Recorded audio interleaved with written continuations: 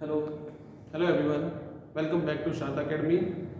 Today we are going to start optical instrument, which is very important topic for board as well as competitive point of view.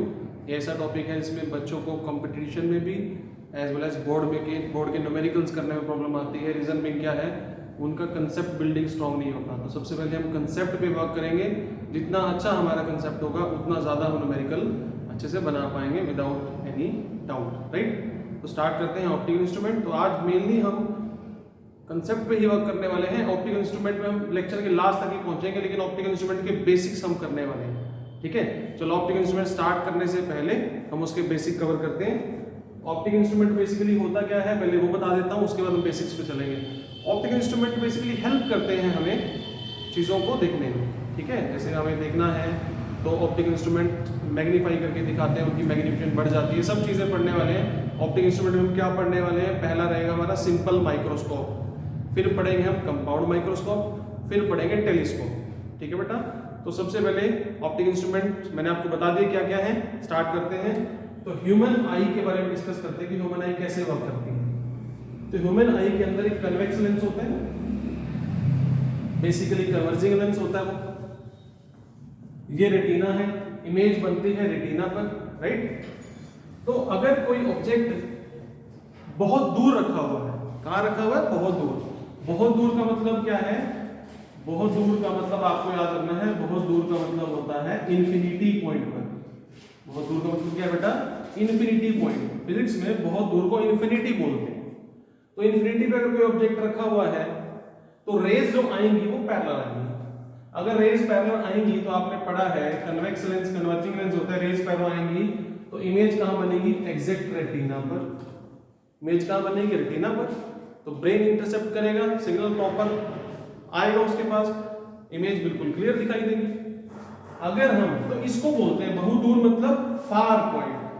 तो किसी human आई का, normal human आई का, healthy human आई का जो far point होता है वो होता है इन्फिनिटी. राइट, अब अगर हम ऑब्जेक्ट को पास लाते हैं तो मेनली लेंस कर क्या रहा है, लेंस का काम क्या, आई के अंदर, आई के अंदर लेंस का काम है रेज को कन्वर्ज करके रेटिना पर मिलाना. रेज को अगर रेटिना से पहले में रेज मिल गई या रेटिना के बाद मिलेगी तो फिर ब्रेन इंटरसेप्ट करेगा कि पिक्चर जो है वो क्लियर नहीं है, तो ऑब्जेक्ट क्लियरली विजिबल नहीं होगा. तो क्लियरली विजिबल के लिए रेटिना पर इमेज बननी चाहिए. तो जैसे जैसे पास लेके आएंगे ऑब्जेक्ट को हम पास लेके आए. अगर ऑब्जेक्ट को हम पास लेके आएंगे, हम ऑब्जेक्ट का साइज चेंज नहीं कर रहे बेटा, हम मेनली ऑब्जेक्ट को पास लेके आ रहे हैं, उसकी पोजीशन चेंज कर रहे हैं. ऑब्जेक्ट अगर पास है तो लेंस को भी इमेज कहां बनानी है, लेंस को इमेज तो एक ही जगह पर चाहिए. अब ऑब्जेक्ट इंफिनिटी पर नहीं है, ऑब्जेक्ट पास आ रहा है और लेंस को इमेज बनानी है रेटिना पर. कैसे बनाएगा, रेटिना पर तो बना ही नहीं सकता. क्यों नहीं बना सकता, क्योंकि जब यहां था इंफिनिटी पर जो ऑब्जेक्ट होता है तो लेंस के फोकस पे इमेज बनती है. तो ये अप्रोक्सीमेटली जो डिस्टेंस होता है ये फोकल लेंथ होती है, ये आई की फोकल लेंथ होती है. मतलब यहां फोकस है रेटिना पर, ये बेसिकली रेटिना है, दिस इज रेटिना. ठीक है, ये रेटिना हमारे पास, इसको हम मेनली इसको बोलते हैं रेटिना. जहां इमेज बन रही है, ऑब्जेक्ट पास आएगा तो इमेज दूर जाएगी, मतलब इमेज दूर जाएगी, इसका मतलब अब इमेज रेटिना के बाद मिलेगी.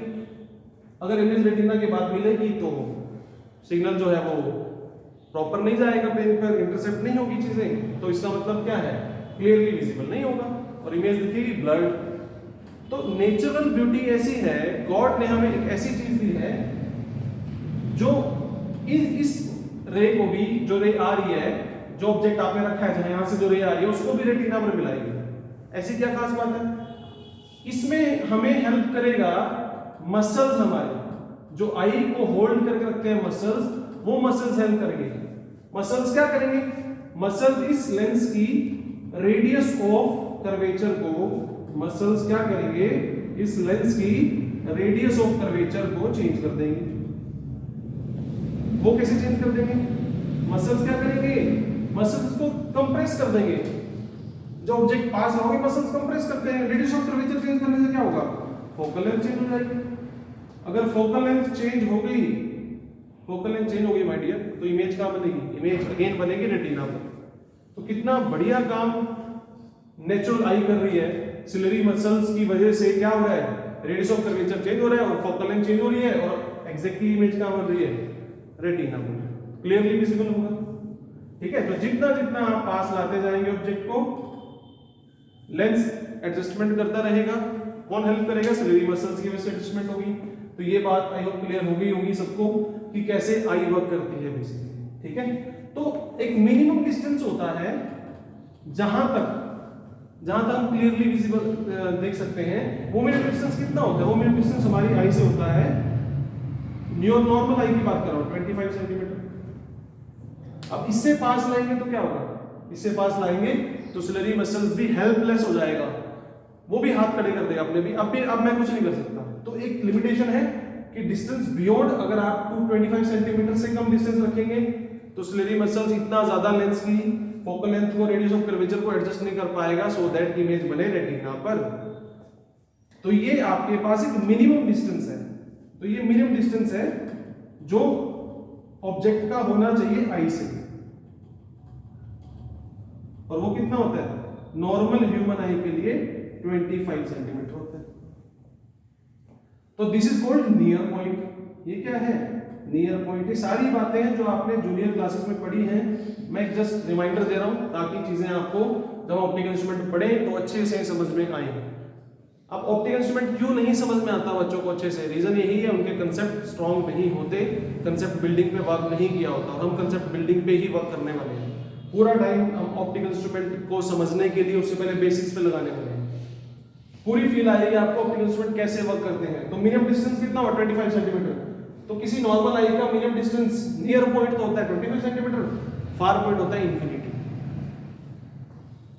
ठीक है बेटा, जनरली होता है अगर हम किसी ऑब्जेक्ट को ऐसे पास लेके आ रहे हैं तो एक डिस्टेंस के बाद हमें इमेज क्लियरली नहीं विजिबल होती, ब्लर्ड विजिबल होती है। रीजन क्या है? कि हम उस ऑब्जेक्ट को 25 सेंटीमीटर से और क्लोजर ला चुके हैं और सिलेरी मसल इससे ज्यादा लेंस को कॉन्ट्रैक्ट नहीं कर पा रही। यही रीजन है कि इससे बियॉन्ड, इससे बिलो जो होगा वो क्या होगा? ऑब्जेक्ट क्लियरली विजिबल नहीं होगा। और इसको बोलते हैं, इसको least distance of distinct vision भी बोलते हैं। Least distance of distinct vision.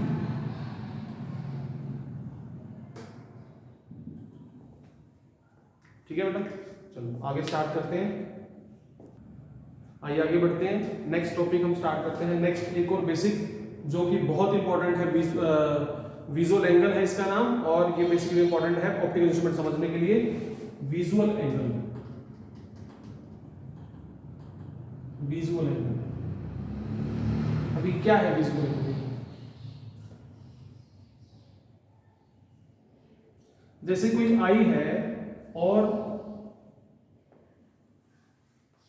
कोई ऑब्जेक्ट रखा है कुछ डिस्टेंस पे।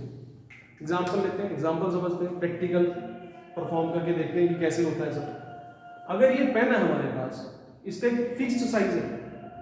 अगर मैं इस पेन को कुछ डिस्टेंस पे मूव करता रहूंगा यहां से तो क्या होगा?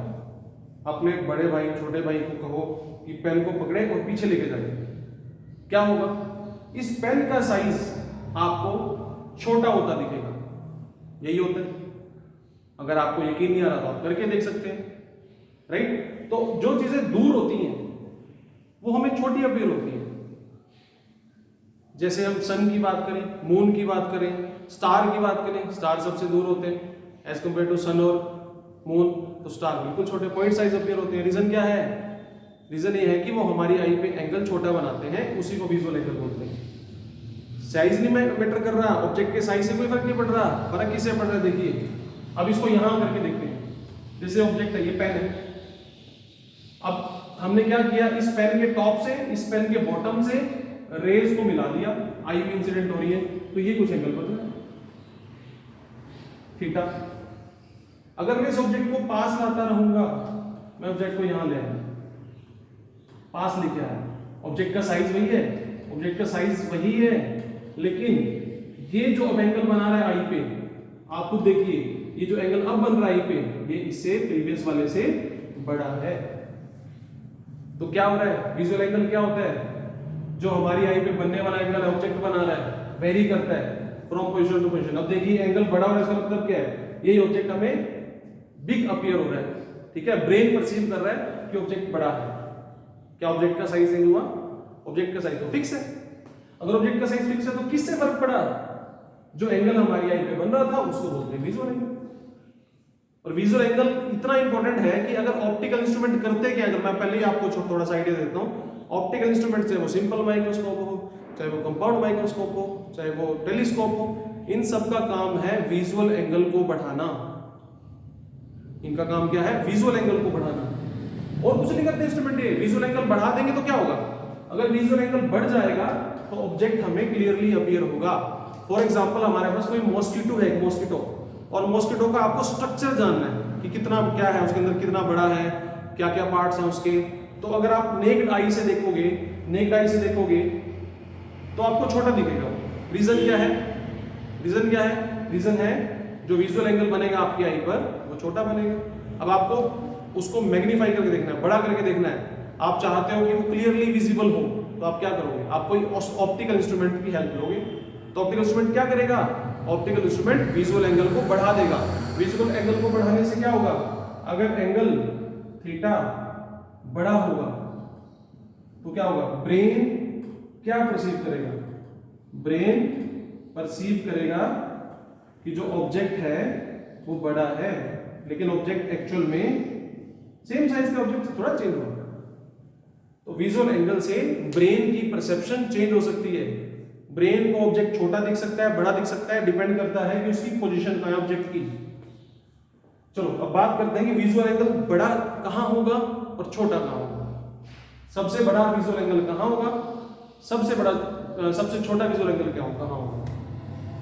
तो जितना दूर लेके जाएंगे ऑब्जेक्ट को, जितना दूर लेके जाएंगे ऑब्जेक्ट को, तो उतना विजुअल एंगल छोटा होता जाएगा, ठीक है ना। अगर दूर होगा तो आई पे बनने वाला एंगल छोटा होगा। और सबसे कम मिनिमम विजुअल एंगल क्या हो सकता है, बहुत इंपॉर्टेंट कांसेप्ट है ये। मिनिमम विजुअल एंगल कहां हो सकता है, सबको गेस कर ही लिया होगा, सबने गेस कहां होगा, इन्फिनिटी पे। मिनिमम विजुअल एंगल कहां होगा, सबसे दूर। सबसे दूर क्या होता है, इन्फिनिटी पॉइंट। इसका मतलब जो ऑब्जेक्ट इन्फिनिटी पे रखा होगा वो हमें सबसे छोटा अपीयर होगा। ब्रेन क्या परसीव करेगा, छोटा है, तो मिनिमम विजुअल एंगल होता है इन्फिनिटी। अब जैसे जैसे पास लाते जाएंगे तो विजुअल एंगल बढ़ता जाएगा। अब कितना पास लाना है हमें, हमें पास लाना है 25 सेंटीमीटर। क्यों, अगर उससे पास लाएंगे तो क्या होगा, और बढ़ेगा विजुअल एंगल। लेकिन प्रॉब्लम क्या है, जो हमारी इमेज रेटिना पर बन रही थी वो नहीं बनेगी।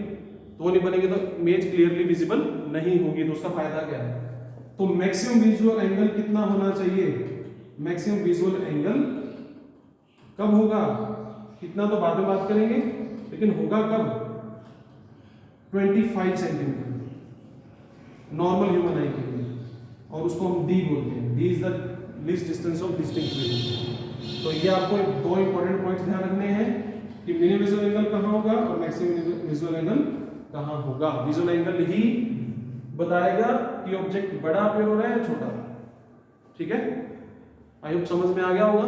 चलो आगे स्टार्ट करते हैं, चलो आगे बढ़ते हैं।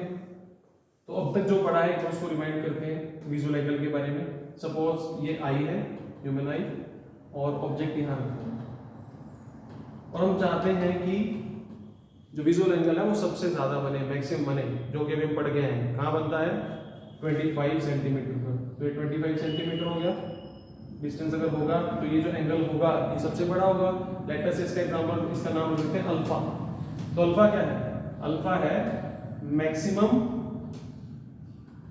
Visual angle, maximum visual angle, ठीक है। तो यहां पर जो विजुअल एंगल होगा मैक्सिमम होगा और ऑब्जेक्ट भी बड़ा भी होगा। जैसे मैं भी बता रहा था आपको, अगर ऑब्जेक्ट बड़ा हो गया, आपने 25 सेंटीमीटर पे रख लिया, फॉर अभी भी आपको वो क्लियरली विजिबल नहीं होगा। आप चाहते हैं कि आप उसको और ज्यादा मैग्नीफाई करके देखना चाहते हैं, बड़ा करके देखना चाहते हैं। अब इससे ज्यादा बड़ा तो आप कर ही नहीं पाओगे विद नेक्ड आई। तो नेक्ड आई के साथ, नेक्ड आई के साथ अगर आप विजुअल एंगल ऑब्जेक्ट को सबसे बड़ा देखना चाहते हो तो उसके लिए हमने क्या नाम रख दिया एंगल का, अल्फा, और वह कब होगा, डी पर 25 सेंटीमीटर, ठीक है। अब इससे ज्यादा बड़ा करके देखना है तो फिर क्या करेंगे, ऑप्टिकल इंस्ट्रूमेंट की हेल्प लेंगे।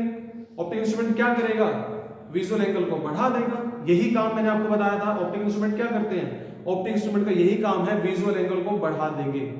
तो विदाउट, अगर हम माने कि विदाउट ऑप्टिकल इंस्ट्रूमेंट जो एंगल बन रहा था मैक्सिमम वो अल्फा था। अगर हमने कोई ऑप्टिकल इंस्ट्रूमेंट यूज किया विद ऑप्टिकल इंस्ट्रूमेंट, कोई माइक्रोस्कोप या फिर टेलीस्कोप, तो ऑप्टिकल इंस्ट्रूमेंट यूज किया कोई भी, तो अब जो एंगल बन रहा है हमने मान लिया बीटा है। कितना एंगल है, बीटा। ठीक है, समझ आ गई बात। बीटा एंगल बनाया आई पर, किसने बनाया, ऑप्टिकल इंस्ट्रूमेंट की हेल्प से ऑब्जेक्ट ने बनाया। ठीक है, या उसकी जो इमेज बनी, सॉरी इमेज ने बनाया, इमेज ने कितना एंगल बनाया, बीटा। अब एंगल बीटा बड़ा होगा या छोटा होगा, ऑप्टिकल इंस्ट्रूमेंट ने बनाया है नेक्ड आई से, तो इससे तो बड़ा ही होगा। तो बीटा बनाया इमेज ने, अल्फा बनाया ऑब्जेक्ट ने। ठीक है, तो जितना ज्यादा बड़ा बनाएगा तो उसके लिए हम मैग्निफिकेशन का नाम देंगे बीटा बाय अल्फा।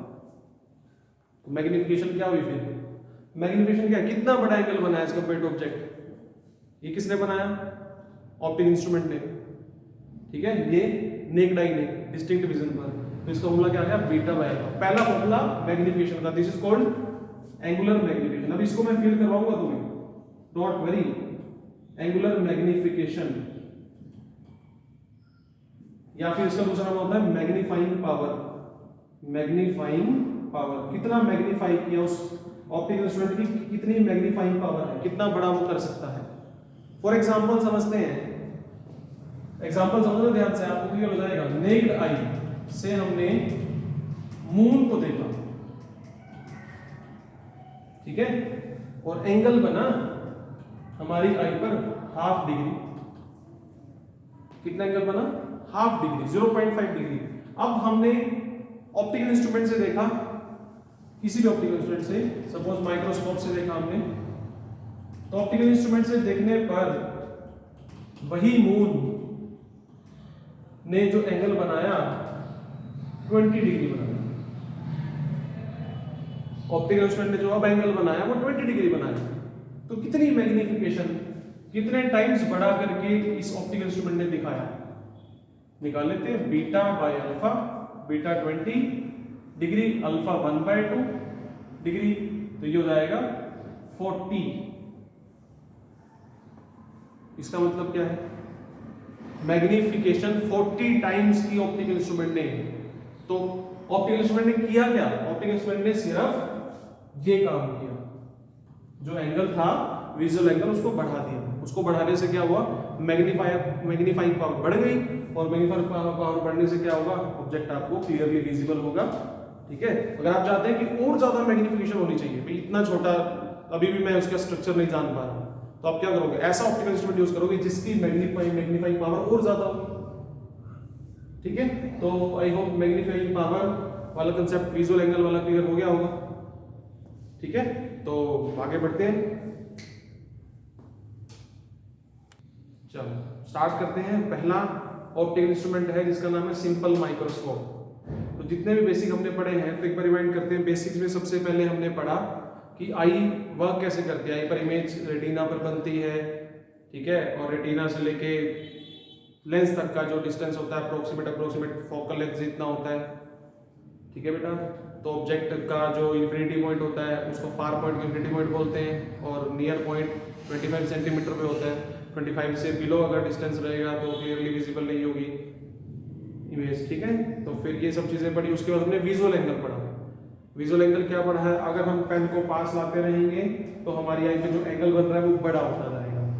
ठीक है, और सबसे बड़ा एंगल कहां पर होता है, डिस्टिंक्ट विजन पर, least distance of distinct vision 25 centimetre पर। सबसे छोटा एंगल कहां होता है, इन्फिनिटी पर। एंगल अगर हम चाहते हैं एंगल बड़ा होगा तो ब्रेन क्या परसीव करेगा कि ऑब्जेक्ट बड़ा है, उसे के अकॉर्डिंगली आपको अपीयर होगा।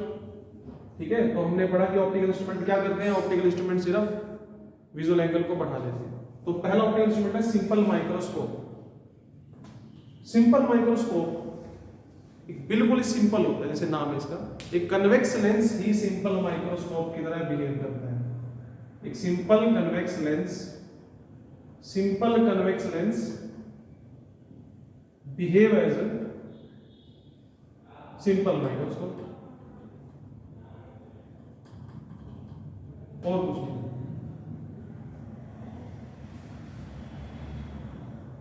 स्पेशल केस सिंपल माइक्रोस्कोप का, कन्वेक्स लेंस का, जो माइक्रोस्कोप की तरह हम यूज कर सकते हैं, तो वो क्या है उसको देख लेते हैं।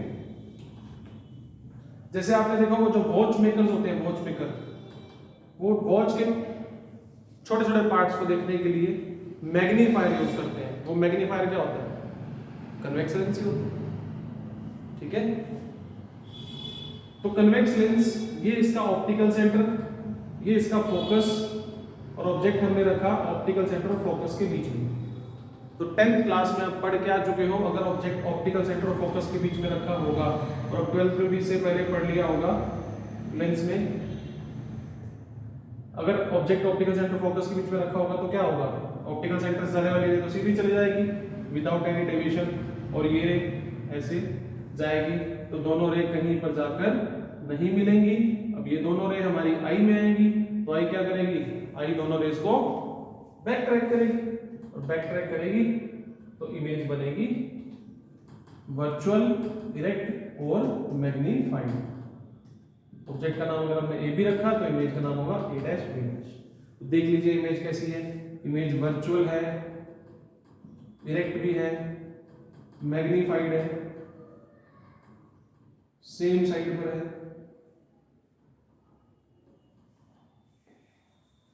ये सब चीजें, ठीक है बेटा। तो ये सिंपल माइक्रोस्कोप पढ़ने वाले हैं, तो बेसिक्स आज के लिए हमने जो पढ़े हैं उनको ध्यान रखिएगा। अगली वीडियो में सिंपल माइक्रोस्कोप को कवर करेंगे, ठीक है। थैंक यू बेटा।